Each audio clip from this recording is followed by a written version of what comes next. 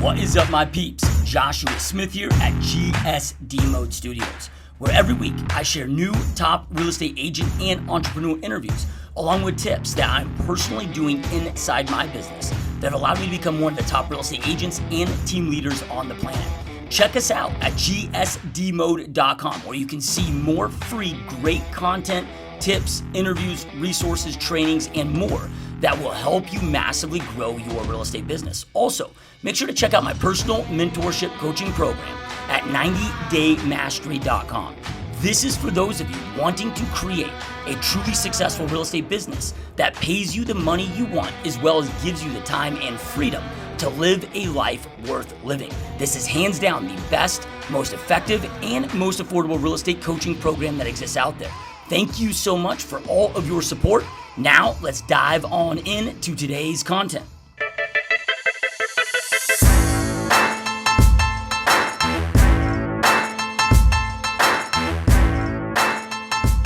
What is up, my peeps? Joshua Smith here with another GSD interview, where we interview top realtors, top entrepreneurs, and just straight up top badasses that dominate their space. So today I'm in the studio live here with my great friend and badass realtor. I mean, this is somebody that's closed almost 900 transactions, 896 transactions in one single year. Just an epic badass realtor, awesome, amazing entrepreneur, awesome person all around, and stoked and honored to have my good friend Carin Nguyen on the show. Welcome to the show, my friend. Thank you so much for having me. Yeah, no, stoked to have you here, dude. Excited to really dive in. You've got so much going on now, right? I mean, you've been voted the second top realtor in America out of 1.2 million realtors by the Wall Street Journal. I mean, you've climbed this mountain, right? And but I know it hasn't always been that way, you know, right? You didn't start up there. So before we dive in and talk about all the different stuff you've got going on today and how you built this epic team, let's talk about Rewind the Clocks. What did you do before we got into real estate? What kind of led you into the entrepreneur journey? Yeah, so I'm going to back up, but I'll go quickly. One of my first jobs was a telemarketer. I mean, that was my first job. I don't even think I was 16 when I got the job. And I started at a portrait studio that had no business. It was brand new, and I just cold called out of the phone book, and I blew it up. And so never have had a problem with sales, did that, and then I got into retail banking, and I didn't realize at the time that retail banking was very sales-based. And in banking, I did really well with home equity. I blew it up, did like number one in the Southwest. They sent me on a 7-day cruise. And then I started getting a lot of attention from loan officers saying, you're making the bank a lot of money. You should come to the mortgage side. And at the time, I was a single mom. You know, I had the benefits, and to go straight commission, I just thought it was irresponsible. But ultimately, I had to just trust my ability to do it, and I made the jump, and I did pretty well in the loan side. And then I saw the real estate side of things. Obviously, you're exposed to that piece, and as I did that, I thought, well, you know what? I think I like this part over here a little bit better. That's more of the people piece, and the check looked a little bit better on the HUD, right? Yeah. On the real estate side. So I actually did loans and real estate, which I thought was a great idea. You know, I'm going to be the lender and the real estate agent, and I don't have to worry about this middle person. And it actually worked out really well, but eventually it got more complicated on the lending side, and I just made the full-time jump into real estate solely, and that happened in 2003.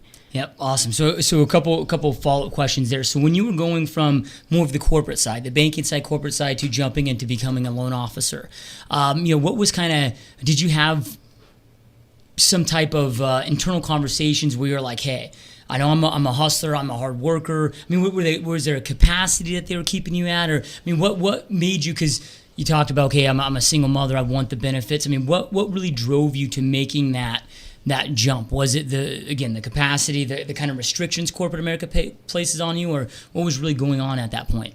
I think I had to just marinate on the concept. So at the time, you know, single mom, I was making like $24,000 base at the bank. And then eventually got promoted, you know, pretty quickly actually to assistant manager and then manager. And so made better than that. You know, you're probably doubling that, but still nothing like the checks that the loan officers would show me when they came in. Yeah. And so when I really started looking at that and the concept, I didn't know what I didn't know, but, you know, well, how much different is it to sell loans there than it is here? Well, it's worlds apart difference, because you have people walk into your branch at a bank, and so it's walk-up business versus you have to go get it business. But I've never been afraid of that. So I think over time I just trusted my ability to do that, and sales is just in my blood. I've done that from a really early age, you know, lemonade stand and fundraisers for sports and stuff. So I've always embraced the sales aspect of it. And so I just got really comfortable with the thought and didn't look back, just made the jump. So when you made the jump into being a loan officer, what was the transition as easy or harder than you thought? And then how did you go out there and start building your business as a loan officer? I mean, was it going back to your 16-year-old roots where you're picking up the phone, telemarketing again? I mean, how did you start growing that business? Yeah, so that's a really good question. I started with friends and family. That's what a lot of people do. I started with I didn't say what bank I worked at, but I had a book of business where I did a lot of home equity loans. So I took a lot of that business and I converted those people, I refinanced them. And I just had a really great book that I worked that way. Yep. That was pretty much it. I mean, I wish I could say it was something complicated. If I look back and say, well, is it everything I thought it would be? I made the mistake. I cashed out my 401k. I was really young at the time. So I thought, well, I've had this savings and I'm going to use that to live off of. And I went from this corporate structure to I can do whatever I want. Yep. And I remember the mortgage broker, our branch manager, coming to me and saying, hey, like, where are you? Because our office was in Scottsdale and I lived in the West Valley. And he said, you need to come into the office. And I said, oh, no, I'm working on a daily basis, which was a lie. I totally was, messing around and enjoying, some of the time and maybe working an hour a day versus what I really needed to do. And so he got really clear with me, said, no, you need to be in the office every day and you need to get to work.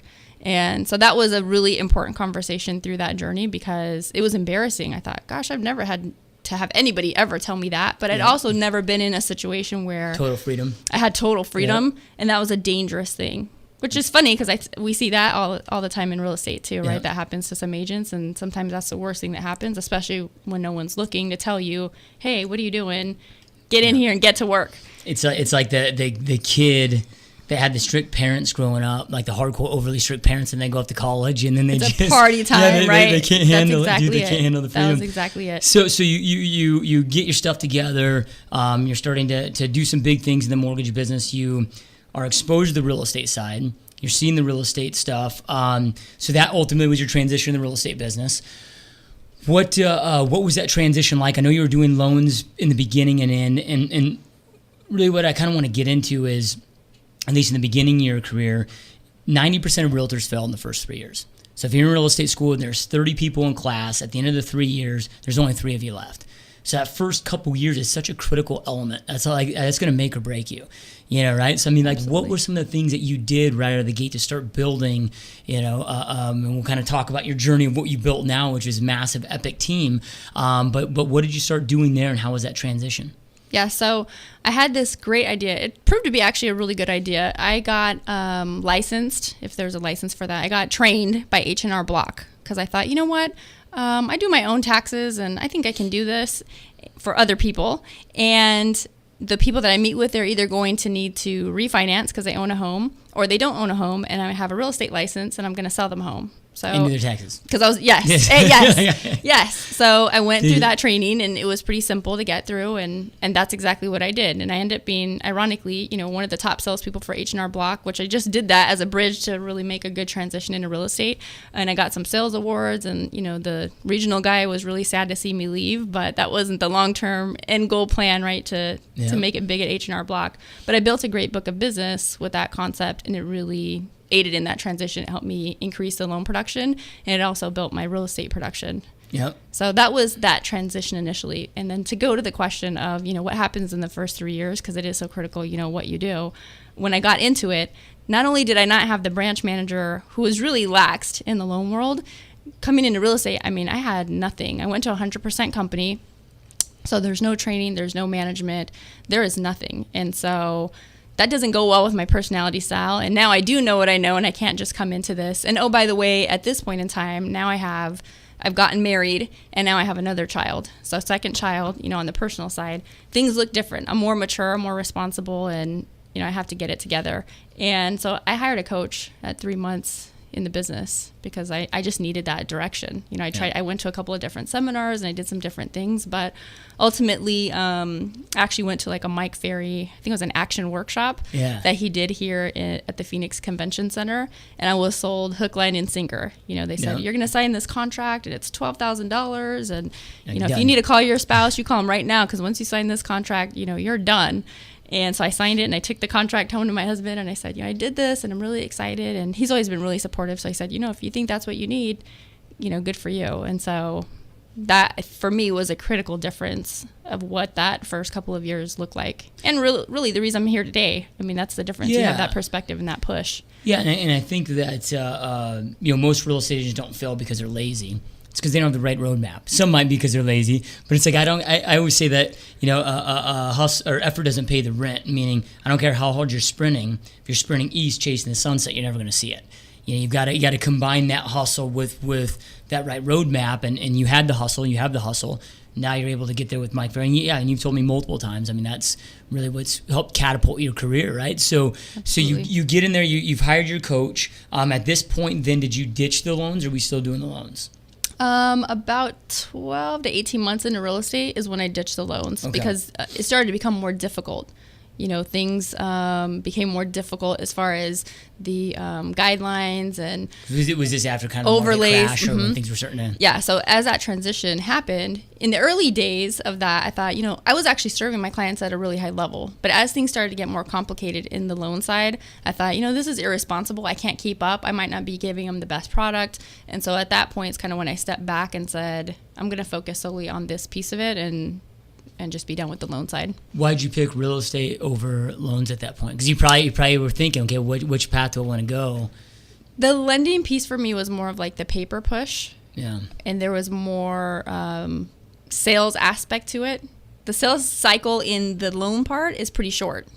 But in the real estate part, that for me, that was in the relationship building and the sales cycle, obviously the income, that was earning on both sides. It was much greater in the real estate piece. So awesome, dude. Okay, so you got that going on. You get full into real estate.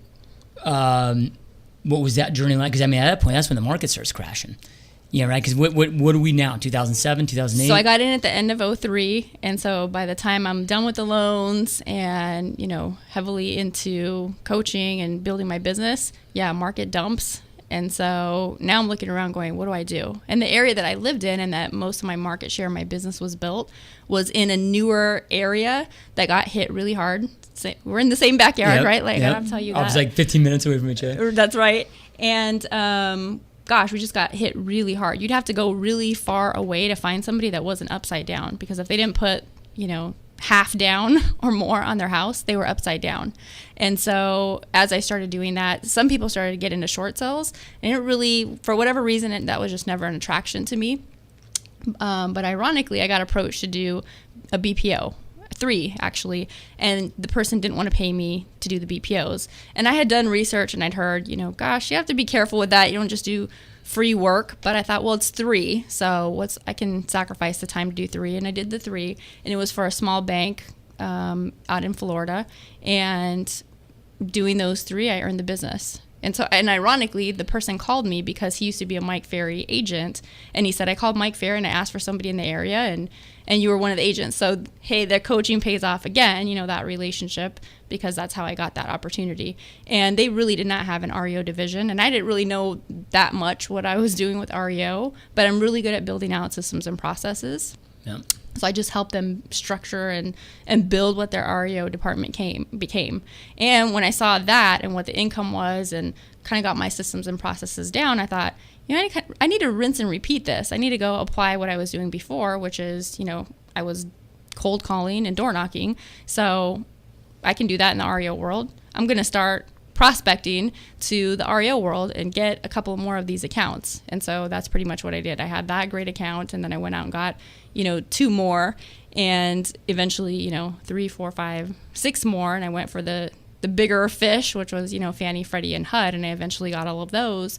And thank God I did that, because the first clients that I had in years 1, 2, and 3 of REO, I didn't have any of those clients in years 5 and 6, 4, 5, and 6, whatever the numbers end up to be there. So it taught me the same lesson. You never have all of your eggs in one basket. In real estate, it's just dangerous. Things change all the time, and so that proved to be very well for me. Yeah. So you get that first REO, and being an REO agent, I've got a lot of, or an ex-REO agent, I should say, as well myself. A lot of questions there too. But at that point, did you have any type of a team? Are you still kind of just out there selling solo agent, just you, or did you have an assistant? Or what did your business look like when you first got that REO account? And then let's talk about how kind of slowly started building out, your team to support that kind of business? Yeah, so I was doing really well in the equity business, traditional business, some agents call it, before REO and before the market totally crashed. So I had hired an assistant, and so she worked out of my office. So coaching, first best thing I did. Second best thing was getting that assistant, because it forced me to get up, get ready, get dressed for the day, because I wasn't going to roll down in my pajamas every morning with the assistant coming in. And by that time, I'd had child number 3, and so that just worked out really well, because if I had to leave and go on an appointment, she was there in my house. I trusted her, and she could, do baby duty or whatever I needed her to do in between sending email and answering calls and so forth. So when I got REO, I already had that assistant in place, and so she helped field contracts and calls and all of those pieces. And so when REO started to become more, I hired a bookkeeper, was the next hire that I made, because that, I have to tell you, right? Yeah. If anyone that's done REO, that's the next beast, is that accounting piece. And that's how, you can earn some great income, but you can have it all go out the back door with the hundreds of thousands of dollars you have out at any given time. For the banks, they're not the most excited about paying that money back. So if you don't have your I's dotted, No, and T's crossed. they're praying that you forget to submit something correctly. Yes, yes. So that's what happened next. And then, really the entire time that I did REO, I did not leverage, by hiring agents. I didn't have that insight. I didn't have that training. I didn't have that environment in my brokerage. And no one really gave that to me along the way. So I never hired a team, in those first couple of years. It was really myself. There's some people that I would, refer some buyers to, and that didn't really work out, but I didn't really have a team in the sense of the word team. Yeah, and I think if we can all do it over again, and I shouldn't say if we could, when the market does shift again, right, we'll all be so much smarter about how we recreate that business. Absolutely. We've learned a lot of lessons through all of that. So okay, so you're doing that, and you're out there hustling it in the business. Because a lot of people might be like, I know I've had a lot of people approach me and be like, oh, dude, Josh, would you go to some conference and you meet these guys? I'm like, no. They're like, oh, you're lucky, you got 38 banks and now you have 300 properties. I'm like, well, if you call 10,000 phone calls, 10,000 dials to get 38 lucky, then I guess you can say it's luck. But what I love about it is, you weren't given or handed anything. You had to keep going out there and earning it and going after it. And you just switched your prospecting mode of, okay, hey, instead of dialing expireds and door knocking, now I'm dialing asset managers, right? So what did that look like? Was it a couple hours a day just working the phones to, what was it before you landed your first big account? What was the hardest one to get? The hardest one for me to get was Freddie Mac, which that came much later. But to answer the first part of your question, that's what I did. It was a research, so I'd have to figure out, okay, who's the person I need to talk to, who's the right person, and how am I going to get in contact with them? And so I'd have to start with the assistant usually. Well, who are the assistants? And because I was fishing for some of the the smaller banks. So with the smaller banks, you're actually approaching the VPs, because there's not this Fannie Freddie thing where the asset managers pick and choose who's getting the assets. So I had to find the who first. And so that was time consuming. And then I would just, call the assistants and just call them like I was supposed to be calling them. Like the VP was expecting my call, this is Carin Nguyen, and I'm just trying to get a hold of Chuck, whoever. And that's what I did. And so I would just call and leave messages. And that's the first 2 to 3 hours of my day building that piece of the business. Yeah. And then now it's traditional. With the traditional market, it doesn't change. It's probably still the first 2 to 3 hours of your day, right? That's it. It shifts. Yep. Just again. Who you're dialing is changing. So, okay. So you start racking up these banks. You're scaling up your organization. Is whether it's more assistants, whatever. Because you get to a point where you did 896 transactions in 1 year. How does that even happen? How do you keep it together? What does that look like? Because I can't do math, but that's 80 some homes or more a month. That's a shit ton of homes. Yeah. Right? How do you keep it together? How do you sleep? How do you, because being in the REO world myself too, a lot of these asset managers want to deal with you. They don't want to always be, it's not as easily delegatable as all of us would like to think. So kind of just walk us through, what was that year like? What did your team look like? How'd you do it? Yeah. So in 2010, I actually opened my own brokerage. So a little thing I got to stick in there along the journey. Because I was getting some pushback from the company that I was in. They wanted me to pay different company dollar and splits. I don't think anyone ever anticipated, because at that time I was closing 200 to 300 transactions, that agents would be closing 200 to 300 transactions and not be under a team structure. So I got a lot of push there, and I thought, well, wait a minute, I'm bringing you a good amount of business. I have a lot of signs in the ground. I know I'm not getting all my sign calls, because we were forced to have the main office number on there. And simultaneously, I needed to renew my license. So anytime I got my license before, I don't like to just go to the CE classes just to check the box. So I'd already had my GRI, my CRS. So this time I said, I'm going to go for my broker's license. Never intended or wanted to own my own company.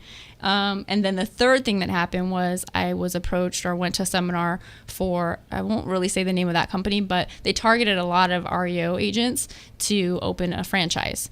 And so that was the first time I'd had a conversation like that franchise conversation, and saw the leverage and the possibilities of what the numbers could be in a brokerage. And so I started fact-finding the brokerage conversation, and I went out and I met with, Remax, and I went to their convention, and I checked out a couple of other companies and surveyed a lot of people that had either done an independent and a combination of owning their own franchise. And the thing I kept hearing over and over again is go independent, go independent, go independent. Don't get married, do this on your own and go that way. And so that's what I did. And so through that journey, I obviously learned very quickly that I could not do all of this by myself. It becomes a leverage conversation, because it's no different than a single agent at the time. You're going to hit a wall. You either need more money or more time. Yep. I don't care who you are. Like, you can't tell me it's not one or both of those things. And so I needed more time, and there's only so many hours in the day. And so I just started building out the who. Who's going to help me with these pieces. And I built a really great who. And that's how I was able to, really manage. There's some, 3 o'clock in the morning days, it got really tough. And so when you're doing that, that was a big shift for me. Knowing what I know now, I wouldn't have gone to that 100% company. And that's not a slam to, people that are 100% company, but I think we go there for the wrong reason. Right. You go there thinking, I get to keep all of my money. Well, that's all well and good, but what's the cost of keeping your money? There's actually a cost associated with that, and I didn't know that at the time because no one ever explained that concept to me. And so it was costing me big in time. I had my fourth and the last child that I had during the height of, actually it was right. It was during REO, it wasn't the height, but doing like 300 transactions a year, and still doing some equity business. So I needed that leverage big time. And so it just became critically important. You talked about, what does that prospecting look like? You become a talent scout. You got to find the who, who's going to help me with all of this. And ultimately, I think we have that same conversation as a solo agent when we start to build a team. Well, who's going to work my past clients? They don't want to talk to somebody else. They only want to talk to me. That's not true. They just want the same level of service. So if you can give them that same level of integrity and they're getting taken care of and they like the person, they're not a jerk, they're just as charismatic and fun as you are, they'll work with that person all day long. Guess what? Asset managers, no different. They just don't want to call and not get you and not get anyone else that can answer their question. So As long as they can get somebody on the phone and get their stuff answered, you're fine. So I just started leveraging out all those pieces of the process and really built it up to, like a machine. It was a beast. Yeah, like an REO empire, I guess, if you will, to have those components in place. Yeah, and one of my, there was a lot of things we're going through the REO that I hated. More that I hated than I didn't, that I enjoyed, right? Some people enjoyed it. To me, it was just not my style. I really didn't enjoy it. But one thing that I love about it is it forced us very, very quickly to become badasses on systems. Like, you are forced, like, overnight to learn how to create systems, mold systems, perfect systems, and very few top REO agents were able to make the transition back into residential real estate. And that's what I think is so awesome about you, and why I'm so excited to have you on today, is because you were a top agent before REO. You weren't that agent that was just like, came from the asset manager. We all know those, license, right? Yeah. So we've all seen that agent that's born out of REO. So you were a top agent, high producing agent before that happened. Then you became, a badass in that space. Then all of a sudden that goes away. It's like we go into the office and you get a call from Fannie Mae and like, okay, you have 300 properties, but we're going to take everybody with 30 cap. Right. There was some changes like that along the way, wasn't there? So you're like, oh crap, you got to. But anyway, it is what it is. Like, you can't bitch, moan, and whine about it. You just move and shift and shake and adapt. And you've done a brilliant job at, again, transitioning to REO and then transitioning out and now having a mega traditional team back in that. So let's kind of talk then about your transition out of REO. Yeah. I know some of it's, it's painful for all of us, but you did it, and you did it on a great level. And now, I don't know what percentage of your business is traditional, but it's probably like 99. Yeah, 99% traditional business, right? So, yeah. And you're a mega agent. You're one of the top 5 in the whole entire state for Arizona, and we're in Phoenix. Those that don't know, we're the most saturated real estate market per capita on the planet, and you got some huge producers out there, right? So huge producers. Yeah. So to be in the top few like you are is massive, massive, massive. So let's kind of go down that path. How do you transition out of that into creating what you've created now? And then I really want to dive into what's working epic for you here in 2015. So okay, cool. Really, to make that transition, I shared with you, I'd already learned a couple of times, you have to be careful about keeping all of your eggs in one basket. So I wish we could have projected and had the crystal ball to know that the market was going to crash, because I can tell you honestly, I didn't know that was going to happen. So I didn't know I needed to learn BPOs and REO and systems and processes. And then I didn't really know, even by that first lesson, that I would have had to get these other banks. I just wanted more, and it just paid off that I got more business, because had I not done that, I would have been out of business, because as I mentioned, those clients weren't the same clients I had. And so we all knew REO would come to an end. I think it may have come more at a screeching halt than the way I anticipated it would happen, but I already knew it was going to taper off, So we were already starting to build a team. I already started to build a team before that happened. So we started in early 2013 to build a team. My husband of 13 years, he's from corporate America. We actually met in banking, and he did the mortgage stuff with me, but that just wasn't his cup of tea. So he went back to corporate America, back to corporate banking, did extremely well there, and was a district manager at one of the local, actual national banks. And I said, you're leading the people at the bank. We can use those assets, because I don't have time to deal with all those pieces. And frankly, that's not always my strongest suit either. I do great at projecting, like, what's the vision? What do we need to work on next? What's the marketing need to look like?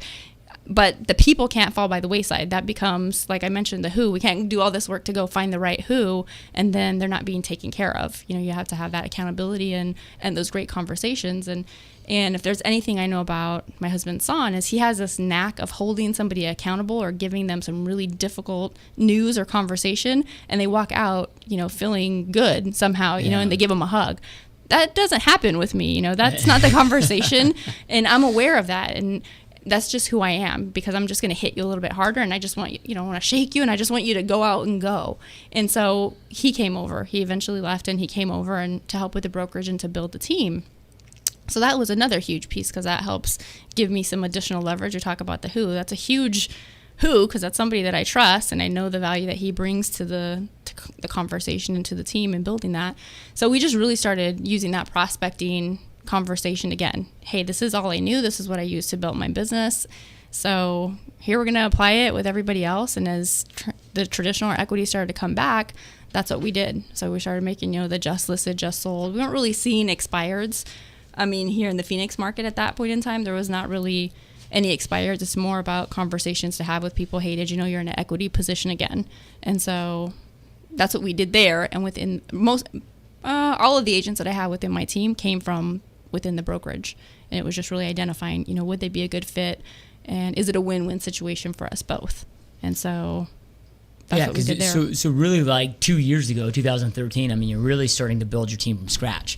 Even though you're from zero, because everything in REO had been solely administrative staff. Yeah. So you're like, well, no, she had a team of 8, doing 896 units a year. Well, yeah, but no. You literally were starting from scratch, and rebuilt this traditional team now in a couple years of doing massive business.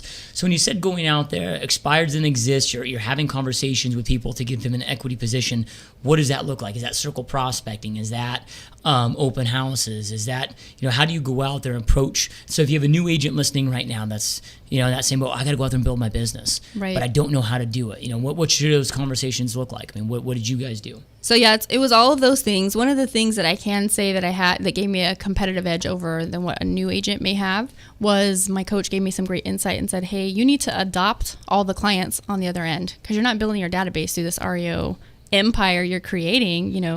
The house is sold, you're gone. You have the same seller and you don't have that database. So we went out and I feel like we did a pretty decent job adopting the clients on the other side. And so those became the people, 11 was kind of the bottom for us in the market here. So in 13, somebody that bought a house in 11, they already had some good equity. So we were reaching out to those people and they kind of felt like they knew us, saying, hey, guess what? The agent that sold them the house had never even followed up with them. So they some of them forgot. It's interesting because people will call us still to this day and say, hey, you're the one that sold us the house. And we look it up and we weren't the one that sold them the house. We were the listing agent, but that's fine with me, right? So we adopted the clients there. But what does that look like though? So when you say adopt a buyer, does that look like, okay, I just put them in my database to get a monthly newsletter? Does that like, do you get a pop by maybe 3 weeks after closing? Welcome to the house. I mean, what did that look like to put them into your list and adopt them? Yeah, in the immature parts of creating my team, the pop by would have been great, but that wasn't anything that I thought of at the time. So at that point, they just started getting our monthly newsletter, and then we did some things to capture their email addresses, through the mailings that we were sending, and then they started getting market updates via email, and then we got their phone numbers, and so then we would call them, quarterly on top of that. Awesome. So that's that piece of it. And then the other piece, though, going back to like what would an agent do to start from zero, which is the other piece of it. That's only a fraction of our business, the adopting the client piece. So the other part is, we're just circle prospecting like mad men and women to have conversations. It's a numbers game. Who is looking to buy or sell and who do you know? And it's just that conversation time and time again. And then leveraging the REO that we still had to do open house. Yep. So we're doing a lot of open house, on those at the time. And between those activities, that's where the bulk of our business came from. If there's another thing I had to add to that, agents, I had a couple of agents on my team that were pretty seasoned real estate agents. So they'd had a good COI and a good book of business, but not a lot of them were working it. Not because they didn't necessarily know how, but you just don't have that accountability in place. And so coming to the team, there's business that they're bringing in based on some of the systems and processes that we're putting in place there, and we're helping them leverage that database.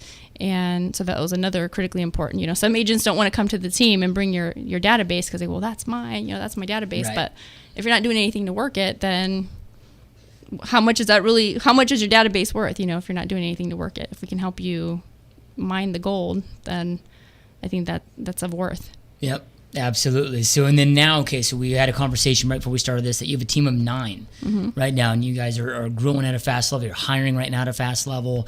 You got a lot of things in place, structure in place where you're really trying to amp up the hiring and grow that team. So from 2013 to now, you've transitioned totally out of REO, less than 1% of your business, to now, I don't know where you started in 2013, 1, 2 agents, whatever. Like 4. To now 9. Did you just continue doing those same tactics all the way up to what you're doing now? I also see one of the benefits of being in the same market is like I see all your stuff. Yeah. Right? So okay, I see your Facebook ads. I see this. I know last time we talked, it's been like a year or so since we met last, but at that point, I think you were just transitioning to Boomtown and some different things. Like, what are you doing right now, 2015? Because things are different. Sign calls are ineffective. Not totally ineffective, but they're a hell of a lot less ineffective. I mean, if somebody gave me the choice between taking sign calls or running very Uber specific targeted Facebook ads, I would take Uber specific targeted Facebook ads. It's like, what are you doing now today, 2015, that it has allowed you to grow so fast, continue to grow so fast? Like, what are you doing right now? It's just crushing it. The biggest thing, I hate to sound like a broken record, but it's the who. So when we first started the team, I was a solo agent. I still had solo agent mentality and starting a team. So what does that even mean? Some people start a team and some people start a team. It was that mind-blowing, wasn't it, Josh? Some people start a team, or they call it a team, and they just have buyer's agents. So they just have people that they refer business out to, and then they say, oh, yeah, well, I have a team. Well, I would argue with you. I don't think that's the definition of a team. I think a team is, you have a leader that's in place and people are being held accountable, and you have these great systems and proven systems and processes and structure. And so when I started getting people into the team, I'm just really taking anybody that I think can, do an okay job representing the name. Because I've worked really hard, and in REO, you know that it's really hard to hold up. Some people really tarnish their name and reputation in REO. Yep. And so I can say pretty comfortably, when you have a big target on your back, when you do that type of volume, you do have a target on your back. And so, gosh, I've never had anybody come to me and just go, she did this or she did that. If the reoccurring theme song I hear is, you have created a really great name for yourself, I've never heard anything bad about, you, how you run your business or how you treat your people. And so that served me really well, by the way. So I never aligned with somebody that I didn't think had, good morals or integrity. But as far as, what my expectations would be for them, if I'm going to use the Josh Smithism, it would be the hustle muscle, the hustle muscle was not there for some of the people on the team. Good, bad, or indifferent, we just weren't aligned in that thinking. And so today it's really the people that we have. The activities really are not all that much different. It's just these people get it. They think on a bigger level. They're not having, you kind of joke and say the split conversation is people that are not doing as well financially always worry about the split. And it's like, no, it's not a split conversation. This is a net bottom line. And actually had a good friend of mine break it down to me really well. And he said, I'll work for somebody at a 1% split if the denominator's right. Yep. And I thought, that's it. But the problem with a lot of people is that they won't do that. They say, well, I don't want to do 50-50. Well, why not? If you're going to make X, and you made X last year, that's like double or triple what you made. Why wouldn't you do that? And so that's just an ego conversation. We'd have some people like that on our team. We're trying to constantly resell them on the value. Well, that's time consuming. So that means I'm not spending time doing the right activities to build the business, and nor is my husband if we're kind of like in the mud with those type of conversations. So to go back to, the question of, well, what is it that we do? We still do circle prospecting. We're just highly effective. Like, we've made thousands of calls, and so they're money on the phone. They know what to say. They're not just making the donuts every day. They get business when they pick up the phone and they make those phone calls. We do the same thing to circle prospect for open houses. We're still really big on the open house piece of it. We're doing some things in Facebook, but not hitting that definitely as hard as we could. We're doing some farming in our areas, and then it's just a targeted marketing campaign. So the things that we are doing Facebook in, it's the same areas that we're sending the mail to. It's the same areas that we're calling in. And so it's just that saturation. And now, because we've been doing it for time, now things are popping, right? We're starting to get that result. What would you say the percentage of, at least your new business, not past client, but new business, what would you say like the percentage breakdown would be? Is it X amount from circle prospecting, X amount from open houses, or is it kind of hard to track because it all comes, because you're doing them all in such a saturated area? It's an interesting number because I look at that frequently, and it's hard to say, this is specifically from the circle prospecting or on the dialer, because mixed in with that is also the follow-up that we do. And so, the whole adage or cliche, the fortunes in the follow-up. So it's hard to lump all of that together, because I know we wouldn't get the business that we get if we don't have that high level of follow-up. If I had to make a guess, or like a good analysis based on the things that I looked at, in the last week, outside of the sphere and referral, probably 30% of it is coming from that circle prospecting piece, because now we have expireds. Right. So then that's a big play there. About 15 to 20% is the mail pieces that we've been doing, again, because we've been doing that for a long period of time. And then we do a lot for pay-per-click, and then we're still handcuffed to the Zillow, Realtor.com, and Trulia piece, and that yields us a good amount of business as well. Yep. So are you still using Boomtown in your business? We do still use Boomtown as the primary CRM and to push the PPC through. Now, are you, and it doesn't have to be Boomtown, but like, what is the best piece of technology you feel that you use in your business right now? The dialer. The dialer, which is what? Is Mojo. Mojo, yep. Yeah. Triple dialer? Yeah. Yeah, it's badass.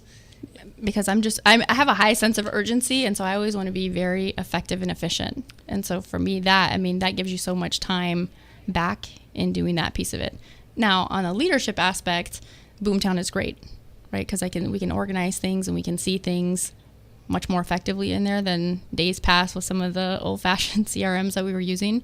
So it's kind of a tie between those two. Yeah. So, and here's what I love about real estate, right? Like you can be, actually we recorded a session this morning in the studio here before the interview on, one of the listeners said, hey Josh, I just graduated from business school. I'm an entrepreneur, kind of think about real estate. Why real estate?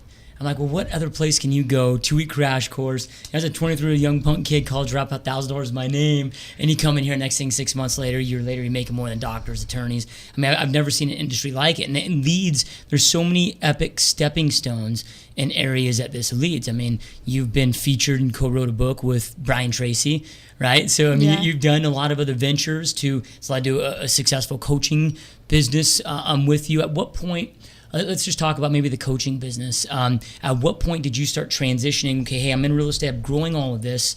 At what point did you decide, hey, let me add another kind of spoke or another stream of income to my business over here based on what I've known, and then now you start this coaching business that you're running right now that you're kicking ass at? Yeah, so I think in that transition from out of REO into traditional, you definitely gain some respect in that type of a transition. And so I started getting approached from other people to just say, you know, gosh, how do I do that? How do I do this? And so I just took on some clients that way, some here in my own backyard and then across the country. And then I really liked that giving back piece of it. I thought, this is really great. I really like this coaching piece of it. Now, I did learn that I couldn't help everybody equally. And I knew that early going on. So I didn't just take on any client. It's really no different than a buyer or seller. There's an interview process. And if I thought I could do a really great job with their business after I heard where they're at and where they want to go, then, you know, we'd sign up and game on and let's go. And I kind of mentioned earlier, I'm a really hard, honest conversation. So if you want somebody that's going to fluff you and they give you an assignment or homework and not hold you accountable to that, you know, I'm not your gal for that. It's going to be a really difficult conversation, and you should be pretty irritated with me at times. And if you're not, I just don't feel like I'm doing my job, right? Like, that's not being a good coach. So yeah, I mean, people don't need a waiter or a waitress, right? That's just trying to like the please cheerleader them. to go, You know, you're doing a good job. The person that's going to kick their ass. It's going to give them a hug and kick them in the ass in the same conversation. At the same time, yep. And it's and most coaches are just too freaked out. Yeah. In order to really, really be honest. It's like, hey, no, I love you enough to be brutally honest with you, and it may hurt your feelings, you know, so. You know, it's interesting that you said that, because I think there's this counter dependency in some of the bigger coaching companies, and the bigger coaching companies are fabulous because those are, you know, the coaches that I still have to this day. But when you have that counter dependency, it's almost like they don't want you to need to cut the cord. And so for me, hey, if you outgrow me, that's great. I feel like I did my job. No one's outgrown me, by the way, yet, because for me, that's the fun part, right? And that's the part I love about real estate. It's always changing. So that challenge for me to stay in front of my clients, like they're going big and they're doing the things I ask them to do. And, you know, no one's outgrown the things that I've given them yet. But to me, that's a fun, everyday challenge to be pushed that way. Well, and I think one of the reasons that people aren't outgrowing you yet is because you're a practitioner in the game. Yeah, I think that's one of the biggest mistakes coaches make is either they never played the game. Like if I was trying to teach you how to box, right? And I'm teaching you how to box, but I've never been in the ring, been punched 12 rounds straight in the face and been through that pain. How can I coach somebody through that arena? So that's part of it. Or they've been detached for so long they just forget what it's truly like. So you're always having to level up yourself in your own business, you know, so you're so focused on your own personal growth, it's very difficult for anybody to really outgrow you. That's the plan. Yep, that's it. That's the game plan. So you know, you've got this one-on-one coaching platform. I mean, how do people? Maybe some listener bases or some listeners are like, hey, you know, I really like Carin's style. She's proven herself. She'd do some epic stuff. I mean, how would our listeners reach out to you? Do you have a website? How do they learn more about you and your coaching? Yeah, absolutely. So the website is fireitupnow.com. And they can send me an email, or they can just go to the website and fill out the contact information there. Email is just Carin, Carin, at fireitupnow.com. I don't want the listeners to hear that, well, if I didn't do REO and I'm making a transition from REO into traditional, that's, you know, the only thing I can help you with. That's just how I started the endeavor. And I think when you hit a certain level of production in real estate, it just becomes about giving back and educating and sharing, and, you know, the outpour then becomes what the fulfillment is, right? And that giving back concept. So I'm a mom of 4. I know what that looks like to run a business, and that's really what helped me big time in my in my career is having a coach that also had children. It could have that sensitive side and understanding, but also say, okay, but you need to go out and do X, Y, and Z, and this is how you need to structure and manage your time, having, your babies through the significant growth, that I had during that time. So I'm fully capable, I have a diverse group of clients and diverse types of business. It's not prospecting based only either. So I have the aspects. Yep. And pretty well rounded all the way around in that coaching conversation. Yep, absolutely. Well, and you've proven it over and over again, meaning you got licensed in 2003. You proved it as Nello, you proved it as a real estate agent, you proved it pre-REO, you proved it post-REO. So, yeah, I couldn't agree more. So let's kind of go more into, get out of the real estate realm, though, because I want to talk about some personal stuff of more kind of what drives you and what keeps you pushing the way that you're pushing, right? Because, you could be to the point in your life where you're probably like, okay, like, pretty good, like maybe I just kind of step out of this and but you just keep pushing, you keep driving, you've got some massive goals out there. What do you do personally, so kind of a two-part question, what do you do personally to get clarity on what you want, and then what do you do personally to goal set to make sure that clarity is becoming an outcome for you personally in your life? So every Saturday and Sunday morning that's my favorite time. It's hard for me to do a lot of planning. I can get some in, Monday through Friday. But again, I have 4 kids. One's gone to college. So there's still 3 in the house I have to get ready. So everybody in our house is up at 5. Doesn't leave me a lot of time unless I'm Josh and I get up at 3 or 3:30. I need like 7.5 to 8 hours of sleep. I just need that. So It doesn't leave me a lot of time. So Saturday and Sunday morning for me, everybody else will sleep in. I can get up at 4:30 or 5, and I have that time to myself every weekend to plan and look at, hey, what are we doing right here? Do I like the path that we're going on? Let me reassess. And so for me, it's just having that built-in time and not, I can't sacrifice that time. If I know we have something else going on, I need to build that in, because when I don't, my day just doesn't feel right. I'm off. And so I just have to keep that going. So is that just, what does that time look like? Is it planning? Is it reflection? Is it all of the above? I love to read. So it's a component of reading, for usually 30 minutes. Sometimes if I'm really liking what I'm into, that can go a little bit over that time frame. And then I'm journaling. And then the journaling leads to ideas that I'm coming with from the reading, getting it inspired, and then journaling, kind of getting clear, and then to the planning. What do you do to keep setting these big goals? Because every time I meet you, it's like, okay, here's where we go. Like we were talking before we started this interview, and I'm like, okay, what's next for you? Like, well, expansion teams, we're going to be here, and then we're going to start expanding other parts of that, whatever. Like, how do you, so you've got that time that's focused on that growth and whatnot, but what are some other things that you do? Maybe it's people that you hang out with, or maybe it's certain types of coaches. What do you do, though, to keep, because good's the worst enemy to great. And it's so easy to get into that whole, oh, it's good enough. Oh, I'm selling, 500 homes a year. That's good enough. I could go chillax right now. I could, chill on my negative edge pool, looking over the Phoenix Valley. Still a little sad I haven't got that invite yet. But soon, whenever you want. I'm just playing. We're not there enough right now. Right? We travel. Like, what do you do to making sure that you're not that good enough person that gets stuck in that gap? Yeah. We didn't talk about, but I closed my brokerage. So December of last year, I actually closed a brokerage, and I knew I was closing it like mid-year last year. In fairness, I probably should have closed it a year before, and I kept it open an extra year, more for the ego conversation of, gosh, I'm afraid of what the perception would be like. Oh, Carin's just another REO agent that, did 896 homes, and then she couldn't cut it, as a broker owner. And so that I sat with that for a year. And then ultimately I said, this just isn't going the direction that I want it to go. And I just don't want to do this. This is not what I envisioned it to be. I started with a flawed model, and I changed the model along the way, compensation model. But frankly, we just gave out like way too much value and weren't getting it back into cost. And so once you do that, man, you're kind of put a fork in it.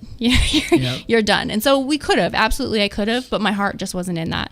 And so we made that transition in December to go over to KW. Along the way, in getting the 896 homes, I was given a Pinnacle Award by Keller Williams, which is a brilliant plan in their part, through the recruiting process. And really what KW does is they came up with this award to award people across industry, so not KW specific agents. And so that exposed me to that Keller world that I never would have had the exposure before. Are you kidding me? I'm doing 896 houses on my own, and we have our own business, and we have our brokerage, and I don't need help from this over here. I have everything, figured out. So not knowing what I didn't know and getting that exposure, I started seeing, wow, they have a lot of things that are very similar to what I have set up. I'm here, oh, I came up with this system, and then I look over and it's almost identical to a Keller Williams system. So, well, that's great. Gosh, I guess I have a good mind because I'm creating some things that are similar, but they have like 20, 30 years plus on me. So theirs is more advanced. It's been more proven. It's already vetted out. And by the way, I'm still spending time on building all these components out. So, I just had to recognize to continue on with the brokerage would just continue to be an ego move. And at the end of the day, I needed to do what I wanted to do, which is, set the expectation high and keep it there. And with that piece in the team, I could have that. Yep. And so in coming to KW, that's that environment piece. That's what keeps me pushing. Over there when I'm doing 896 sales, there's nobody else in our company that's doing that. Right. So I'm not being pushed. And that's the part I think, gosh, not just for myself, but probably for every single agent that gets in the business. Oh, how we just don't realize the value in the environment. I went to the 100% and I go in my house and I say, I don't need anybody. I'm driven and determined and bad at whatever you want to put in there, right? Like I will just get it done. I put my head down and I work, and that's true. And I did well, but what could I have done if I was in a different environment where I'm really being, challenged? And I have this like competitive nature and I'm being exposed to different ideas. So that's a part for me, to be in Gary Keller's top 100, to come to that company. That is a game over. You interviewed Mark Spain, not that long ago. Mark is one of those people in the room, along with, 100 other really great minds, like some of the best in the country. And to have Gary Keller's time and the content that he shares, I come back and gosh, I think I'm thinking bigger and feel like pathetic, right? Is, I got to go so much bigger than what I was thinking, before that. And so that's a piece of it, having that type of environment and the people that are doing, 1,000+ transactions in equity or traditional, and having people like that in a sharing culture that I can just call up and say, hey, how did you do this piece of it? And they just give you the whole playbook. Here it is. Yep. I mean, that's invaluable. I think, Eagles have to soar together. And I think it's so critical. A players play with A players. Like, you can be the most badass basketball player on the planet, but if you're just chilling with C players all day, your game is gonna get brought down. Absolutely. And when you're here, when I was interviewing Mark, I'm like, dude, what's next for you? You just did 1,200 units, $5 million in commissions in 1 year. He's like, well, I really think I can get to 10,000 homes just in Atlanta. I'm like, dude, right? But talk about being pushed. Yeah, that's the room to be in. Yeah, I love it. And I couldn't agree more, man. Like I said, Eagles must soar together. So, okay, you have 4 kids, right? So 3 at home, 1 that just started college last. She's home for the summer. She's going back. She'll be a sophomore. Okay, so 2nd year in college, and then you've got, but through your business, I mean, you built all of this with 4 little kids at home, essentially, or 4 kids, and one thing that's difficult for entrepreneurs is a lot of people assume that success doesn't come without sacrifice, meaning, okay, if I want to be uber successful like Carin, then I can't be that great mother. And I think when I talk to a lot of female entrepreneurs, they struggle with this more than male entrepreneurs, just because there is that more, I don't know if it's a different bond or whatever, but they feel this different guilt is a mother. Like, I think guys, maybe it's just society, how we're brought up, is like, okay, you just go work and you come home and it's done, right? And, so there can be this internal struggle with women entrepreneurs that I don't think exists in men entrepreneurs, right? Yeah. But you're living proof that you can do it all, right? You built these epic businesses. I'm not saying that it wasn't a ton of hours and a ton of work, but you've also been able to be an epic, awesome mom, wife, and create this life. And I know balance is the word, but you've been able to pay attention and live it all intentionally. How do you do it? How do you do that? What would you tell maybe a coaching client or another female entrepreneur that's maybe going through those struggles of really how to hold all that together? Yeah, so anyone that's heard me speak before, like our former agents at the brokerage or agents in our team, they know I love the saying, yes is way easier than no. And so when you get clear on that and you can start telling people no, your whole world changes. And so I just had to get really great about setting boundaries. And I'm not going to sit here and say like, oh yeah, I'm Mary Poppins and I do this, and behind the scenes it looks like this at home. It gets really messy. It gets really chaotic. And there's times I look back and I say, wow, I have this regret. I should not, and I have guilt and anxiety that I carry because I chose to go out and meet with that client. And you remember those ones specifically because you'll make that sacrifice for something that was important to your family, and then that client cancels. Or something happens and you go, oh, why did I do that? So you have that happen so many times, and you get clear to say, I have to set boundaries. And if my clients or the people I'm surrounded with just don't respect that, then I can go out and find someone different to work with. And so when you're not handcuffed to that, and just ruled, your life is not ruled that way, then your whole life changes. I mean, for me, the first client that I fired, totally different life after that. Yep. When you realize you can, right, you have that empowerment to know, oh, you can fire a client. Oh my gosh, you don't have to work with jerks and crazy. No, you don't have to do that. And when you do that and you realize, it's a shift. It's a shift of your mindset. It's not in scarcity mode. You're living in abundance. And when you get that, you say, I just find someone else I want to work with. Because guess what? When you work with crazy, they refer crazy. Right. So, and then you just get an abundance of crazy, right? Yep. So it was just getting really clear on what, I know you're big in personal development and reading, and there's the interview, and I think it's, was it Jobs that was it talking to the Nike owner when he says like he's just as proud of what they do versus like what they don't do. Yep. And, he said, Nike does a lot of crap, so let's stop doing the crap and just do the good stuff. Well, that's no different here. You have to get really clear on what it is that you're trying to do, and it's okay to say no. Frankly, you have to probably say no more than you're saying yes if you're really going to have that teeter-totter instead of like the teeter-totter is just flat on one side, for any given period of time for too long. Yep, success is an elimination. Couldn't agree more there. Do you do anything though as far as like compartmentalize? I have you want to put like, okay, do I block off? Okay, here's my work time. Here's my family time. Or is it just, hey, it's too chaotic. I can't really do that. I got to just get integrated all. I mean, do you have some kind of tips there? Any structure that you follow there where it's like, hey, I got my 12-hour work block, but then I got my 4-hour family block, and work doesn't interfere here? Or is that just kind of like, are we just messing with ourselves mentally, becoming delusional, thinking that can exist? Yeah, I mean, it is more now because my kids are older. My youngest is 7, right? So it looks different today than it did then. So is it realistic to think it's going to be that way then? No, because, I would help in the classrooms, and, I still do here and again now. But kids got out of school earlier, and it's a shift of going, from one daycare piece to another and preschool, and there's this going on at school. You have 4 kids in school, every single one of them, minus the baby, was in extracurricular activity or club sports or time-consuming things. So to think that you're going to compartmentalize and have this like beautiful wrapped-up package of I work this hours and then when I get home it's this, it just doesn't look that way. So I think the biggest thing for a working mom or even a working dad is just to make peace with it's not going to look like that. It's going to look like shit sometimes, frankly, and it's going to be really chaotic and messy, and you just have to be okay with that. But you're going to have to recognize, has it been messy too long? And now where do I have to kind of clean some of this up, and just doing that time blocking piece and setting the boundaries. I mentioned having the assistant in my house. And so that's the leverage conversation, of having somebody help me out. If I'm sitting here thinking I have to do it all, because I've talked to those moms and they go, well, I just don't want to leave my child with someone. I want to do all that.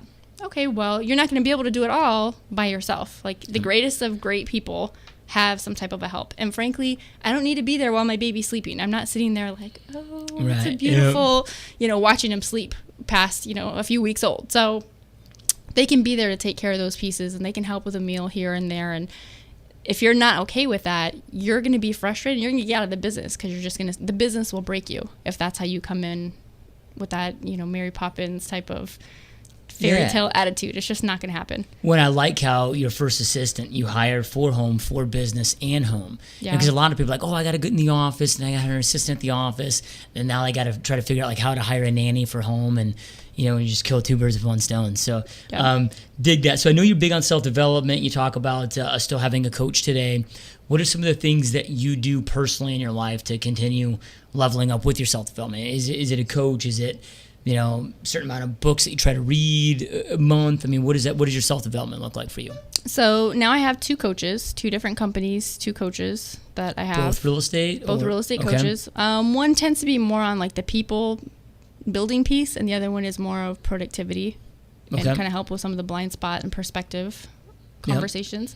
And then as far as books, I'm doing 2 a month, trying to get to 3 a month on the book piece of it. So it has to be about, I'm just ashamed. I'm embarrassed because there was a point in time where I would say something foolish like, books, I'll just watch the movie. I'm not going to read a book because I didn't see, the power. I'm a huge Jim Rohn fan. Like anything Jim Rohn, it's in, my iPod or podcast and Audible, iBooks, paperback, hard book. I have all of, Jim Rohn stuff. And so if anyone has ever listened to Jim Rohn, he's a fanatic on, what do you have in your library? Right. And are you reading it? And I think he has something that says, when he said the quote, who knows what the average sales price of a home is, but he says, all homes over 250,000 have a library. Right. Isn't that interesting? So probably in today's world, it could be, 500,000 or maybe even $1 million, whatever the price point is. What is the person doing that they have a library? Well, they're probably earning some significant income, so they get the importance of reading. And I've always been a consummate learner. I just didn't see that power like it is in the books. Yeah, we were just at Infusionsoft, Aaron, myself, and brought in my strategist from Austin, Texas. We all flew there and spent a couple of days at their campus doing some build-outs of some new software. And inside their library that they have on campus is another Jim Rohn quote that says, poor people have big TVs, rich people have big libraries. Yeah, I love that one. Yep. Such an epic quote. So what would you say if you were like, okay, I've only got 1, 2, 3 max, like, okay, these are, I know it's so tough to say this, but essentially what I'm trying to break down to is like, what would your top recommend reads be to our listener base? If you're like, hey, these are the top, if I could only recommend 2 or 3 books out there that have had the most impact on my life, like what would those, whether it's 1, 2, 3 max? Number 1, I would say The Compound Effect. Darren Hardy's a mentor of mine. Compound Effect, game changer. My now college student has read that several times. Everybody in our organization has read it. And as a matter of fact, we do a morning huddle and we all share for some social accountability 2 to 3 compound effects that we're working on. So it's a really simple read. Somebody that's not a big reader, you can muscle through that, no problem. But the concepts are life-changing. So that's by far number 1. Number 2, I think, would be How to Win Friends and Influence People by Carnegie. It's another huge one. That's a big one. And then 3, it could be because we just read that, and for the 3rd time, but 40X, the 4 Disciplines of Execution, is another really important one, because if you don't get those concepts in business, you're probably really frustrated and you're focusing on the wrong things. So I think that's probably the 1, 2, and 3. And if there's a close 4, it's Leading an Inspired Life by Jim Rohn. I really like that one too. There's lots of good books. I could go on like a list of books, but those are probably the top of the top for me. And big in reading, at least 2, and trying to get to the 3 a month. But I'm rereading some of the same books. Mm-hmm. We talk about, hey, go to the same seminars because you get something different when you go the 2nd and 3rd time. I don't think that's any different. And my mentor, Darren Hardy, talks about that. You need to read a book more than once to really get the concept, because you're in a different point in your life. Yep. So when you do that, you realize, oh, yeah, I do probably need to read this a couple of times to really get it to saturate. Yeah, most are just looking at cranking through books just so they, I read 3 books just this to have week, the conversation, or whatever. Okay, well, what did you think about this? Like, well, I don't remember. It's like 6 months ago I read it. Don't get through it, get from it, right? So you dissect it, and I like books like Think, Grow Rich. I cranked through that book at least a dozen times, right? Yeah. Compound Effect. Now I'm a big audio guy, so I'm not a big reading. To me, it's just stare at a screen for 14 hours a day, and my eyeballs by then they just can't seem to handle it. But audiobook, 2x speed, I just crushed I do like the through 2x books, speed. Yes, I do like that. That's a winner. So like compound effect, same thing. Probably close to half a dozen times. Have you read his new Entrepreneur Roller Coaster? I have, but I've only gotten through that one once. So yeah, that's a good book too. It is a good book. So okay, so let's say it all goes away. Right, like something happens, you just get totally wiped out. And just speaking business, like family, everybody's good there, but business gets wiped out. You're 100% starting from scratch. You have maybe like $500 to your name, right? But you've got this PhD of knowledge that you've gained in your mind, in your head from all the years of the ups and downs, the goods, the bads, all of this that you've done. What are maybe the first 1, 2, 3 things that you go out starting immediately to go out there and do with little to no money to rebuild this empire that you built? I need to talk to people. Okay. Like, this is one of the things I absolutely love about real estate. People will say, you're probably really sad that the REO crashed, and I said, no, actually, no, because I had it at a sweet spot and I was starting to get bored, frankly. So you can count on real estate. You're never bored. You're always reinventing and having to be versatile. And so that part for a squirrel like me is awesome. Yeah. But if I looked at, I think we overcomplicate it, and it's really simple. You just have to talk to 20 to 30 people every single day. Yeah. So if I go to any new town, new city, if I go anywhere, I can pick up the phone book and I can just start calling. I used to cold call. You asked that, and I don't know why I forgot it. But in the loan days, that's one of the things. My husband and I were just talking about that. We would sit at the dining table, and my commitment was, I'd have to take X number of loan applications. If I didn't have that, I'd put my kids to bed and I sit at the dining room table. Literally, that's how I got started at 16. Pull out the phone book and just what are we doing today? We're not starting at A. Let's just pick a page and just start calling. And you just start talking to people, and it's really that simple. And people kind of get attached to, they yell at me and they don't want to do anything. Well, that's great. Just go on to the next. I have a lot to offer and I have a lot of value to bring.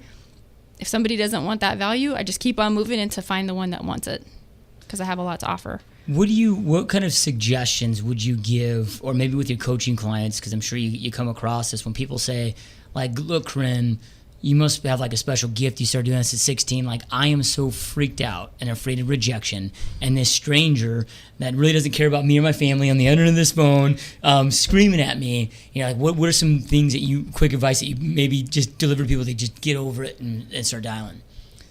One of my favorite lines is, when the why is big enough, the how shows up. Yeah. So, I talked about sitting at my dining table. I have kids I have to feed. I can't. We're not going to lose our house. We're not going to not feed them. This is a non-negotiable. So it's different when you want something versus you need something. So when you're really crystal clear on what you need to do, I think you just get over the rejection. It becomes not as important, and you just have to tell yourself it's not personal. And I think when we have a high level of confidence and know the value that we bring to the conversation, the rejection it's turned. It's a different mindset. You turn that cog in your mind to say, listen, you don't want to talk to me? I'm trying to help you out. Okay, great. You don't want my help? Great. I'm going to move on to the next person that can really use it's not even just wisdom. Because if you're a brand new agent, maybe you don't have that high level of skill or high level of knowledge. But gosh, to have a high level of integrity in this business, there's a lot to be said. There's a lot of people that have a really hankin' commission breath. Yeah. And so they do things just for that commission. People can hear that. They can feel that over the phone. So when you're calling genuinely caring and concerned and curious about their situation, they appreciate that. Yeah. And that's how you get the business. Now, if you're not somebody of high ethics and morals and integrity and don't have charisma and you don't have confidence, it's going to be a really hard time, in real estate. You have to have, one, if not a couple of those traits. Yep. Love it. Love it. So before we kind of hit with the last question here, how do people, I know you gave your coaching website, but maybe plug that again, just in case they weren't able to write that down. How do people reach you? If they have specific questions, is it just go to the website? Is there other contact information you want to share with people? I know you got a speaking gig coming up that you wanted to share with them. How do people learn more about you? Ask questions. How do people get a hold of Carin? Yeah, so it's really the same contact information. It all funnels into the same account, just for simplicity. So that again is Carin, Carin @ fireitupnow.com. And that's really the best way that they can reach out to me. The Fired Up Now is a concept that I created, kind of what it says. I want people to get fired up, stop trudging through life and shuffling along, get excited and have some passion and purpose. And so that's a blog and has some content in there. It's really kind of the foundation for the coaching and speaking that I do. And I check everything in there personally. Those emails go to me. So if you want to reach out, that's how you get me. And you have a speaking gig coming up this month? I do. So later this month here locally in Tempe with Fidelity Title, I'm going to be doing a class, I guess, if you will. It's called How to Build a Badass Team. Awesome. Because like you said, in building REO, you definitely learn all those systems and processes. And I know there's some agents out there that are trying to decide. I mean, really, I think there's 3 types of agents. There's an agent that's hitting the ceiling, and so they either need the more time or the more money, and they're trying to figure out, what do I do next? Do I join a team, or do I open a team or start my own team? Or I have somebody that's, gosh, I have the determination and I have the will, but I just don't know what to do. Great fit for a team. Or you have somebody that is a great candidate to start a team. They're not just I'm going to refer the buyers out, but they want to really lead people and start a team. This fits any one of those components. And so that event is on August 26th. It's from 11 to 1. We're going to feed you, and we're going to talk about, even if you're an individual agent, there will be a lot of great content in there for you just about building out systems and processes to repeat success. Because if you do it once well, you want to make sure that you can replicate that. And so that's going to be at Fidelity's main office. Address to that is 60 East Rio Salado Parkway in Tempe here in Arizona. And we'll make sure Erin will get it on the show notes so everybody can see that there as well. You guys should meerkat it. Right, so people that can't make it there, we have on here, but we'll get people from France and that's cool. That's cool that you said that, because I just remembered that they are going to do a live stream of it. So I don't have the details on how to get that set up, but I'll get those over to you so that you guys have it and they can stream it. Yeah, awesome. Dig it. Okay, so last is kind of a question, kind of a statement, whatever you want to call it, but GSD mode, get shit done mode, right? Yep. Was started to really just kind of like your fire now, to inspire people to go out there and live that epic life, right? We have such a short existence here on planet Earth. Before blink of an eye, it's over, it's done. We're 84 years old, we're on our deathbed. We're going to ask ourselves, what do we do with this gift called life? Do we get on the field, play ball, and go create something epic, or do we piss away this one gift called life we were blessed with, and it's too late to go change it back? So this whole entire show is really dedicated to get people to provide inspiration, but not just inspiration, because it's a problem with motivational speakers is it's all just bringing the heat, but to bring the heat, bring the motivation, the inspiration, along with a ton of tactical information to give them the skills to go out there and create the life that they wanted. So with that being said, any words of kind of last encouragement, inspiration that you'd like our listener base to hear? Our listeners are a lot of real estate agents, a lot of new agents or agents getting into real estate, or maybe struggling in real estate agents. But then we also have a lot of uber successful real estate agents just wanting to take it to the next level.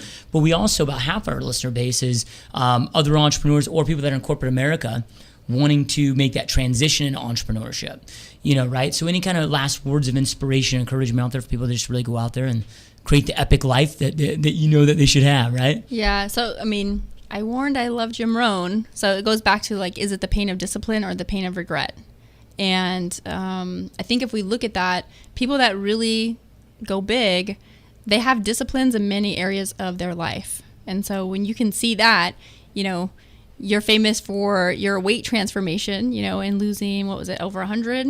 Yeah. 100 pounds? 118 pounds, right? So with that discipline of how you had to exercise and eat and all of that piece, that transitioned and transferred over to other parts of your life, right? So that's no different. Some people say, well, I'm already lean. I don't need to worry about this.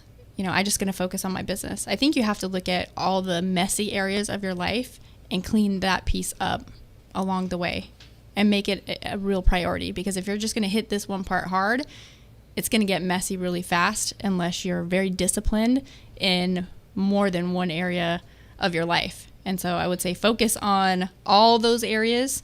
Definitely you got to be a big learner. Mike Ferry is famous for saying, just open up the coffin and get in. If you're not going to learn, right, what are you doing on a daily basis? Because when you stop learning, you're dying. And so that's not what I signed up for. There's so much to taught and to be learned and to be shared, that's an endeavor that I have to go out and kind of get as much as I can on a daily basis, and then eventually hit a spot where I can go and, outpour that and help other people. And by the way, I'm probably learning a lot in that teaching process as well, because to be able to teach, you have to have that high level, in that piece of it. And the biggest piece is really just work on building confidence. You do a great job with the webinars and trying to help people build their skills. And even with these events, the whole premise here is, hey, let's talk to some other agents and let's give people these experiences and teach them how they can go out and build their business and have an epic life. Well, you know what? It starts with confidence, because when your confidence isn't where it needs to be, it's really hard to get up off the couch and just pick up that phone and face the rejection. So I think really ultimately is, daily just working on your confidence and get your confidence built up.